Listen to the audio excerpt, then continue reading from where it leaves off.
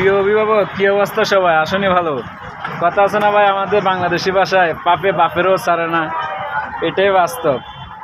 তৌহিদ আফ্রিদির বিরুদ্ধে কিছু লোক কন্টেন্ট বানিয়েছিল, তাদেরকে কিন্তু ডিবি হারুনকে দিয়ে ডিবি অফিসে নিয়ে অনেক মারধর করা হয়েছিল। তা এখন তৌহিদ আফ্রিদিও শেষ পর্যায়ে কী হচ্ছে, যাদেরকে ওই একই ডিবি অফিসে নিয়ে মারধর করার উদ্যমাতন দেওয়া হচ্ছে। বাংলাদেশের জনপ্রিয় একজন কন্টেন্ট ক্রিয়েটর স্বপন আহমেদ, সাহেম আহমেদ, পদ্ম হিরণ, এদেরকেও কিন্তু চারজনে ওনার বিরুদ্ধে কথা বলছে, উনি ওদেরকেও অ্যারেস্ট করেছে ডিবি হারুনকে দিয়ে। এখন এবার বুঝলেন আপনার ঠেলা, এবার আপনিই সামলান, কাকে দিয়ে সামলাবেন সেটা আপনার ব্যাপারে, আপনিই ম্যানেজ করবেন। আপনি তো তখন টাকার জোর, টাকার ক্ষমতা ছিল বলতে আপনি আওয়ামী লীগকে আপনার হাতিয়ার বানিয়েছেন। এটা একটা লজ্জাজনক বিষয় যে আপনি